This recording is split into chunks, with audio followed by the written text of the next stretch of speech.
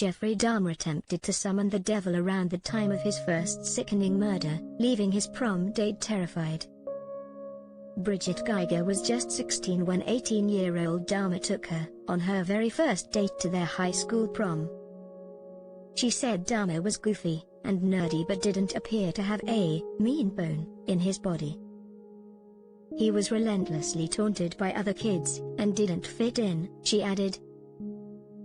Although 2 years younger, Geiger became caught in Dahmer's web as her best friend was dating his pal.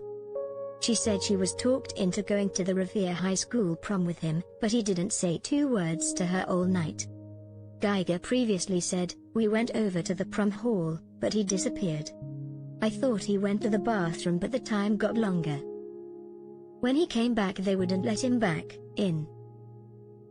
Had been to McDonald's because he was so nervous. At dinner he hadn't eaten enough. He was still hungry. He did apologize, he felt bad. He was scared to death of girls. He was scared to death I was going to kiss him, Geiger said told Associated Press after Dahmer's arrest in 1991. Weeks after her odd date with Dahmer, he invited her over to a party at his house. But it wasn't what Geiger expected, with no music playing and no food laid out. Dahmer had also only invited 4 people and said he wanted to hold a séance. To Geiger's horror, Dahmer told her the house was haunted, and that an evil ghost sometimes told him to do things that scare me.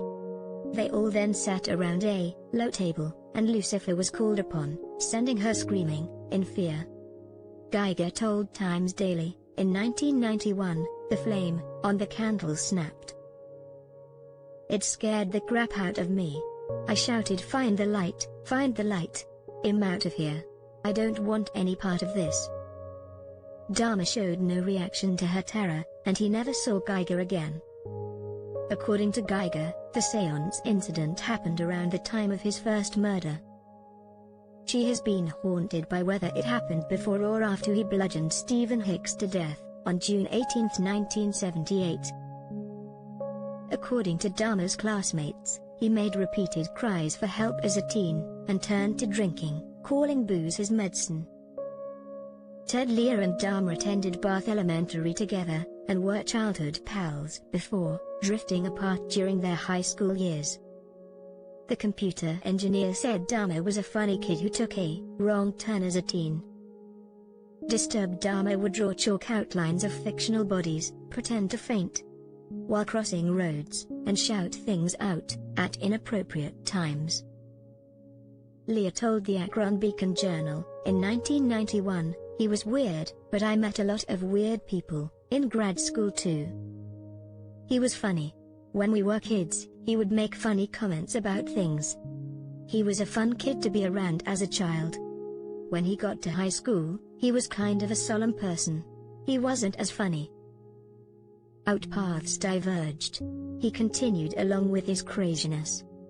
Lear told how other kids made Jeff Dahmer jokes as he began to hit the bottle more and more, and became a problem drinker by 18. He added, "I remember, in some science classes, he was fairly out of control. Wrong turn. He was an intelligent kid. He just took a wrong turn." Dahmer's drinking continued after he graduated, and he boozed his way through his first quarter at Ohio State University before dropping out.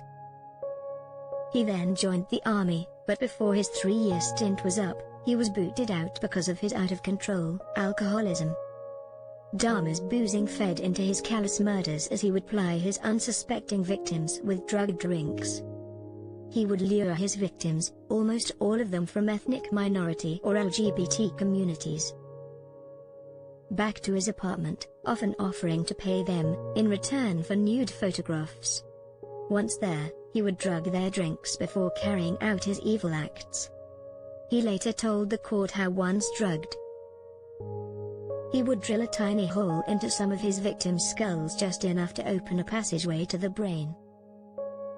Dahmer said he would then inject their brains with hydrochloric acid to induce a zombie-like state. He repeated his heinous routine on 17 victims before he was finally caught in July 1991.